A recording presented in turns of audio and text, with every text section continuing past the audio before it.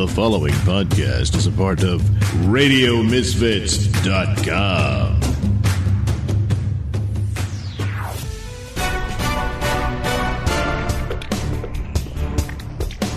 And now it's time for the Mr. Nailsin Show.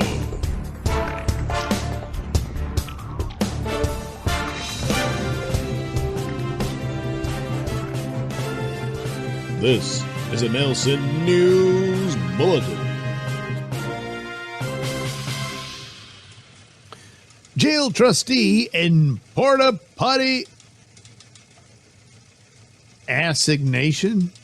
Okay.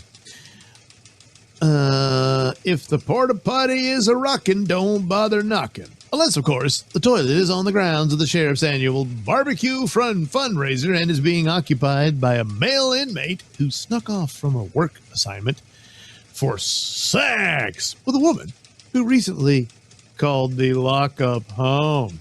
By all accounts, Indian River County Sheriff's Office event was a hit, raising $63,000 for a Florida charity. Attendees were offered tours of the jail and enjoyed SWAT and canine demonstrations during the 32nd annual affair. Food choices included $2 hot dogs and $7 dinner plates, pork or chicken. To help staff the fundraiser, organizers employed some inmates who could be counted on when beyond the prison's walls, known as trustees. Their tasks included serving food and maintenance of the grounds. One such trustee was Hartley Sanchez, 35. The Vero Beach man has been locked up in advance of trial on theft and drug possession charges. According to a police report, Sanchez was assigned to the barbecue serving line when he snuck away to a bank of portable toilets around 5:30 p.m. As recorded by surveillance cameras, Sanchez spoke with two women, one of whom eventually entered a Port-A-Potty. Sanchez subsequently joined her inside after checking if the coast was clear. When jailers later questioned him about his trip to the John, Sanchez spontaneously, openly, and freely stated he had sex with a female in the Port-A-Potty. Sanchez allegedly walked 50 yards away from his work post to the toilets to engage in an unauthorized conjugal visit to hook up or have sexual intercourse. Asked about his companion, Sanchez said, "I'm not willing to say who she was." Well, he's protecting his woman. Isn't that sweet? That's nice. However, after a review of video footage, investigators identified the woman as Elizabeth Greer, 36, a former jail inmate. Former? What the hell's she doing there? Greer was freed from custody about 2 months ago after serving time for credit card theft and possession of drug paraphernalia. The nature of the relationship between Sanchez and Greer, who also lives in Vero Beach, is not addressed in court record. They're fucking. I mean, that's the relationship. The Port-A-Potty pair is, this is their mug shots. Wow. Yeah. You make the most of what you have. Anyway, for his toilet dalliance, Sanchez was charged with prisoner escape or attempt escape. Well, no, he wasn't going to leave. Oh, well, anyway, a second-degree felony punishable by up to 15 years in prison. Wow. Greer, who is on probation until 2027, has not been charged in connection with Sanchez's early release. Well, she's going to have to be. I mean, she's a part of this. I mean, you're going to tell me this doesn't violate her probation? Heading over to have sex with a prison inmate? In a Port-A-Potty? Now, one can only hope that the Port-A-Potty was, brand new and it only just arrived. So, while they're, engaged in the activity, it's not so horrible a place to be. I don't know. It's probably all shitty. Certainly in the end, he got caught and he fessed up immediately, but he still tried to protect her. That's a certain serious amount of affection. The possibility of love. I think it's there. At least from him, I don't know how she feels about it all. She certainly, gave him the come hither look and went into the Port-A-Potty, so. And then there's the Port-A-Potty. Camera's like, what's this about? And, you know the rest. This has been a Nailsin News Bulletin. The Mr. Nailsin Show is brought to you by me, Night Knight. Head over to IndiePlanet.com to get your copy of the Night Knight comic book so that you can actually see me in action in my one-man war on crime. Shut up, Boo! God damn it! I do the announcements. Oh, God. No one gives a crap about Boo. I'm part of the team. Not tell him about me. Shut up. False advertising. Yeah, Stupid idiot. I help Night Knight fight crime, and we blow stuff up and do a lot of damage. and of course, people get mad at us when we do. But it's a war on crime, and in every war there's collateral damage. I mean, I guess it isn't one-man war because exactly. It's a two-man war. All right, anyway, we're running out of time.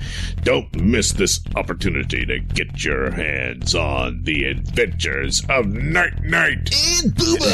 The Night Knight comic book available at IndiePlanet.com.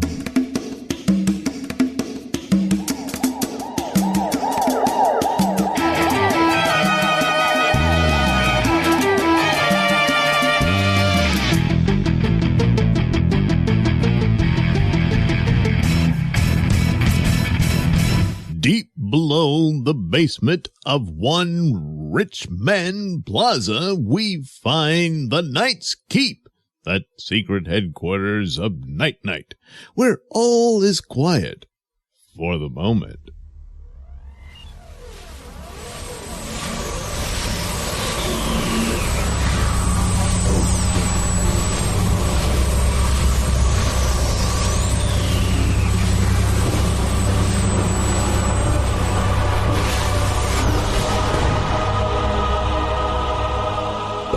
Oh, thank God. We're finally home. Man, that van's something else. I mean, how does it get so big inside when it's small on the outside? It's silly. Well, as I explained, those are dimensional bubbles contained within, but not necessarily within the same space. Now, as I explained previously as well, there is the connection to the time Ta, which we're currently not linked to as the purposes of delivering here to your home. But, yes, different pockets, bubbles if you will, of different sections are collapsed within that is accessible only through the pan van itself. I didn't see no bubbles. There ain't no bubbles in there.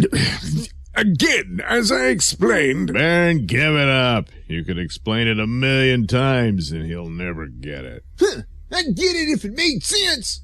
Well, that's not likely to happen anytime soon. Believe you me, I've been with the Baron for who knows how long now, and I still can't make heads or tails of all this stuff. Yeah, you just have to kind of, I don't know, go with it. Oh, Papa, look at this fascinating car. Oh, yes. Very nice, very nice. Yeah, I got a lot of cool stuff laying around here. But anyway, I'm glad to be back home, and also glad that whole crazy mess is finally over with. Oh, I beg to differ, Night Knight. You're not glad the danger's over? What? No, I differ on the idea that it is over. Well, we're ridiculous. The Bewitcher's dead. Sun King took care of that. There you go. Problem over. Well, for one thing, an entity like the Bewitcher is not an easy entity to kill in total. But defeated? Oh, yes, most definitely. But I'm referring to what I've discovered, that this very reality, this entire universe appears to be somewhat fractured. Yeah, well, everything looks pretty normal to me.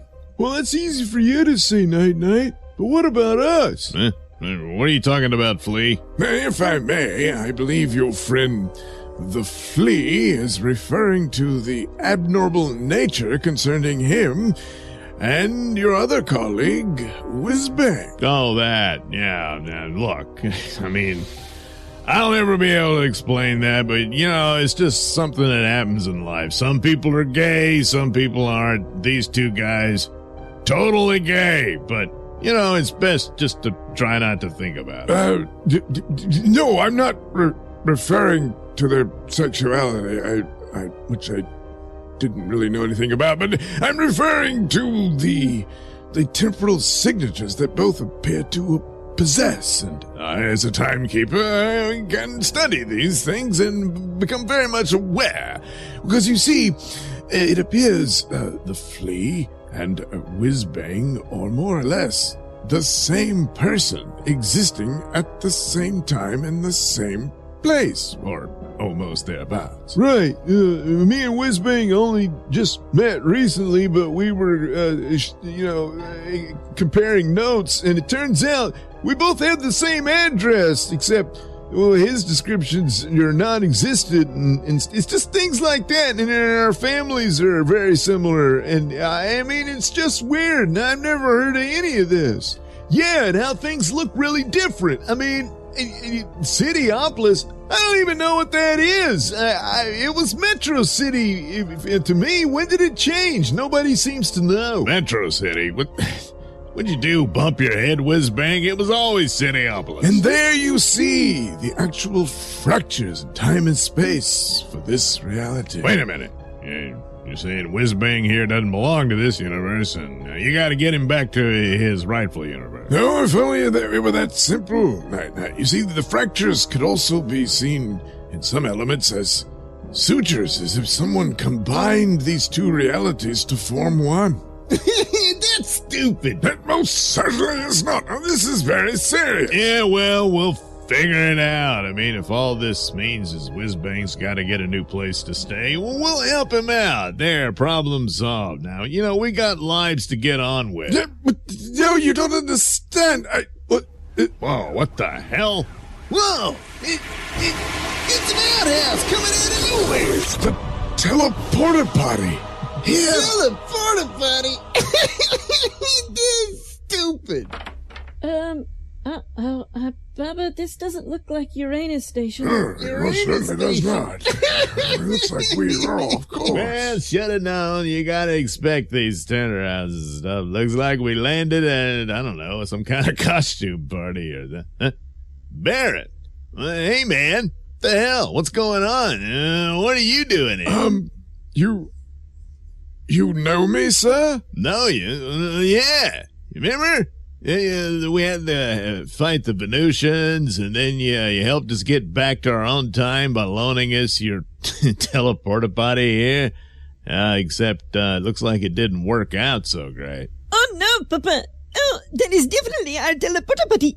But they must be someone we yet to meet ourselves, according to our timeline. Yes, I'm afraid you're right, Biddy.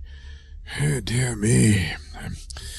I must have indeed offered them the Port-A-Potty to return them to their proper time, and yet it appears interference from the pan van must have diverted them here. So, you can fix it, right? Oh, yeah. It's very simple. You need only get back into the Port-A-Potty, and it should be on its way. Hey, it's about time you got back here.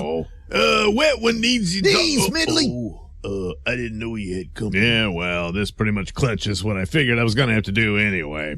Well, since I got you all gathered right here in the middle of the Knight's Keep, I might as well take care of business. Business? What? Night. What are you doing with that gun? Oh, no! Oh, damn it, here we go. Relax. It's not a lethal weapon. It's just a delivery for my nighty-night amnesia gas. Amnesia gas? Yeah. Look, it's nothing personal, but you guys have stumbled into quite a few of my secrets, so I gotta wipe that from your memories. And that's about it. You'll be on your way and everything will be fine. What? The consequences could be very dire. You can't just play with our memories, least of all mine. As I explained, there's fractures in the timeline, and it must be dealt with, well, an expert professional such as myself. Well, look, if you're the expert you say you are, you ought to be able to figure it out without knowing my secret place and stuff. No, wait a minute, Night-Night. Don't pull that trigger, I beg you. For the existence of all reality could very well hang in the balance. What, again? Come on. Besides, he said could hang in the balance. That means you're not exactly certain, right? Well, no.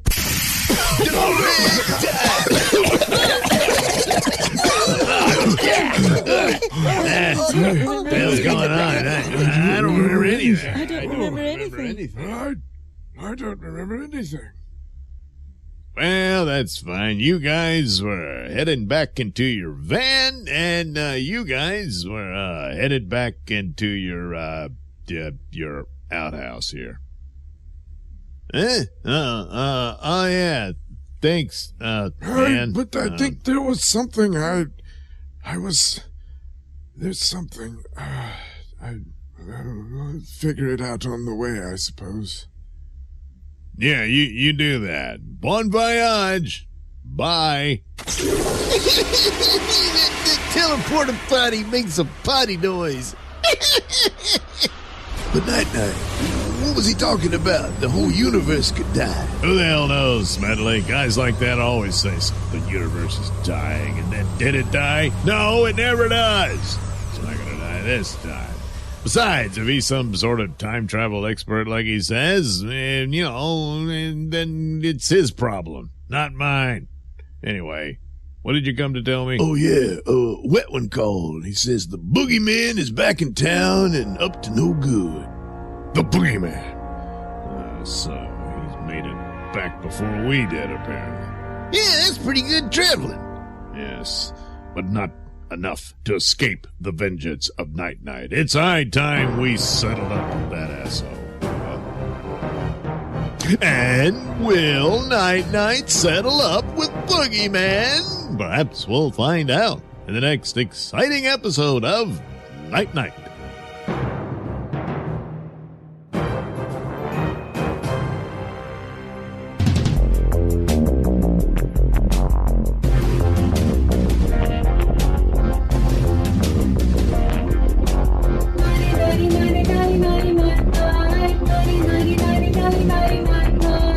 This has been a Nailsin production.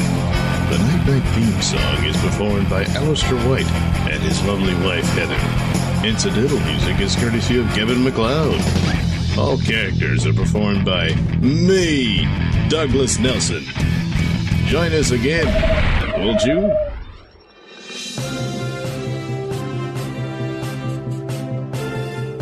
This is a Nailsin News Bulletin.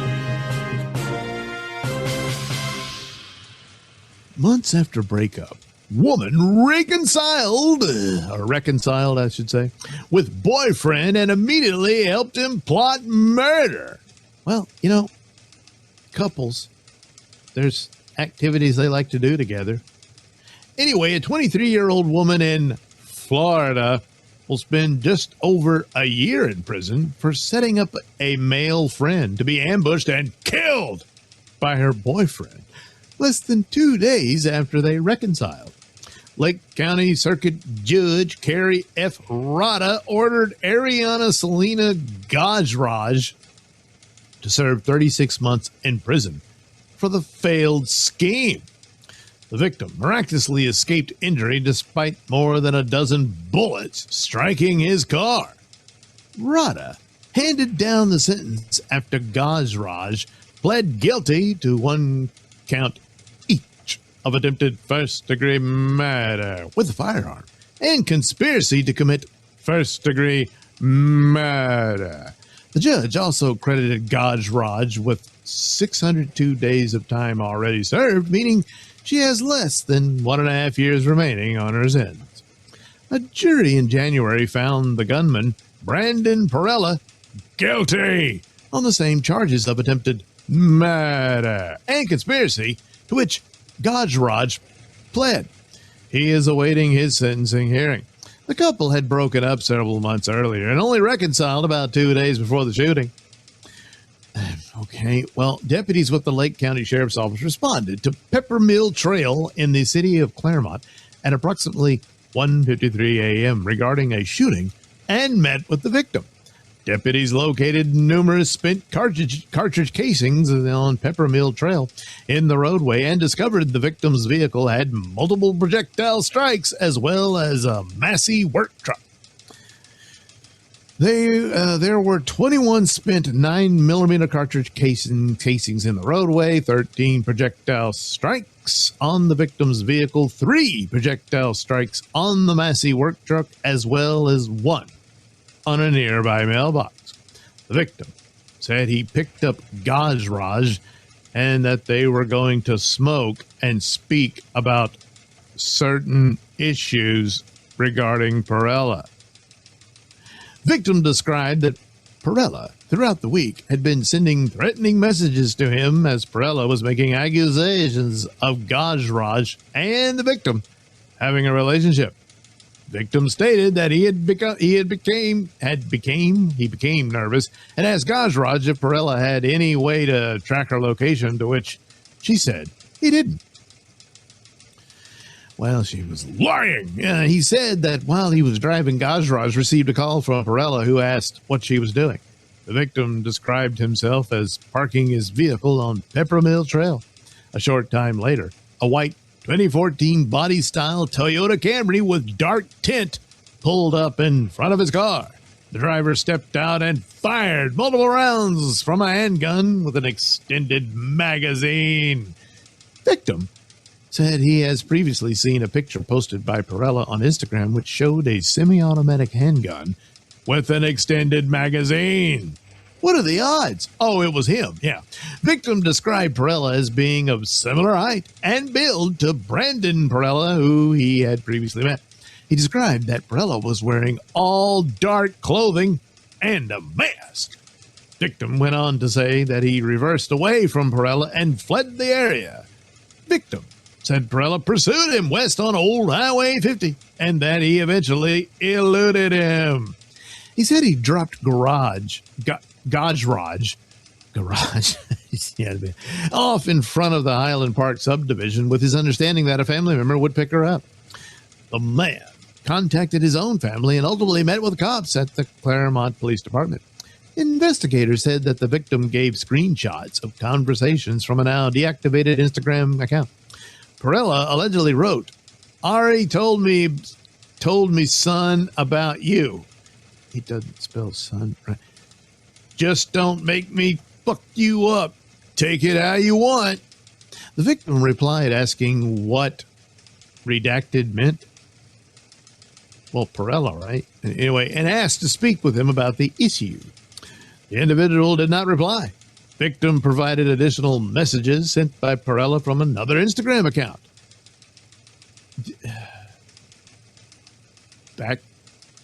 Backtickgang.tm. "Do I have to smack the shit out of you?" Perella allegedly said. "You said you are a threat to me, LMAO. You want me to drag you down, Colonial? On live? You got me super fucked up, you little N. Oh, God. When I see you, it's on site, and that goes to your pussy-ass friends, too, I guess. I don't know.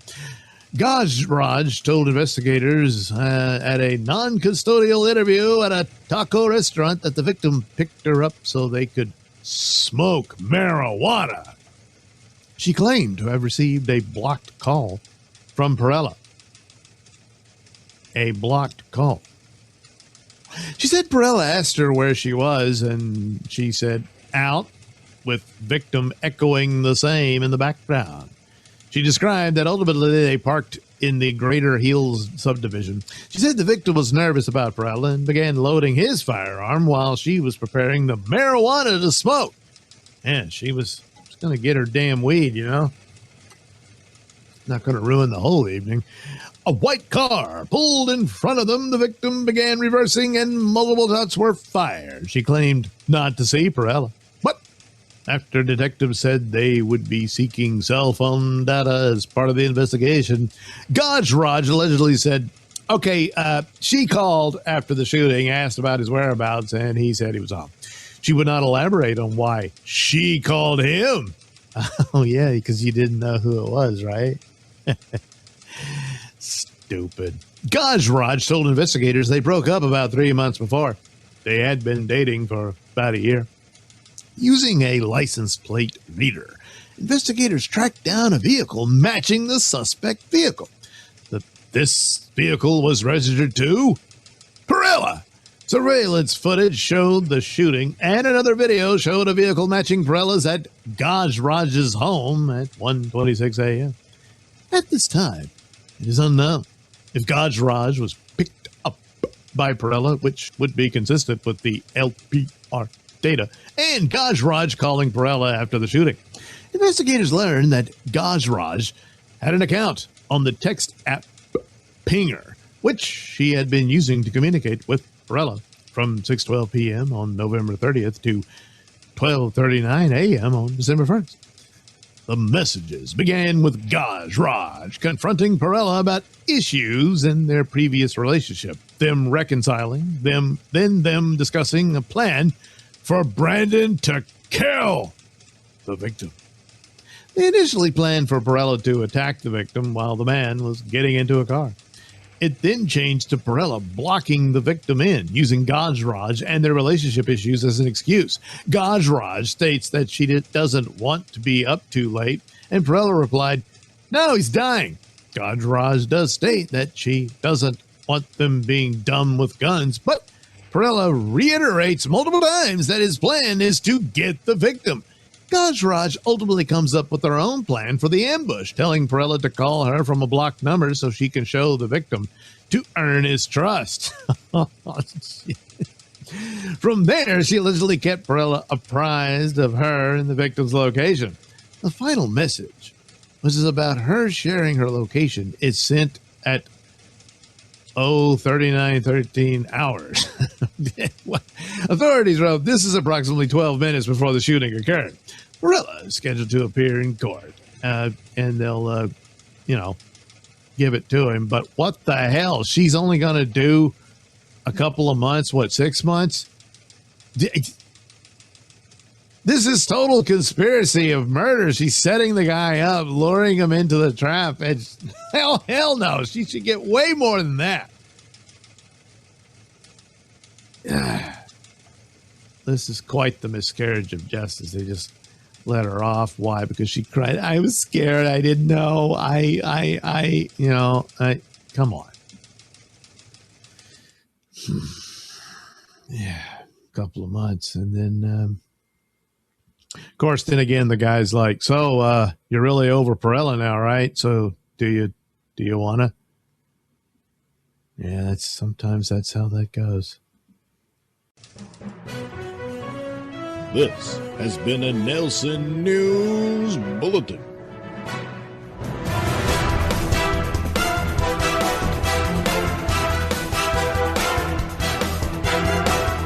The views and opinions expressed during the Mr. Nailsin Show do not necessarily reflect those held by RadioMisfits.com. So, any complaints and or comments should be sent to @MrNailsin on Twitter, where they will be promptly ignored and or blocked.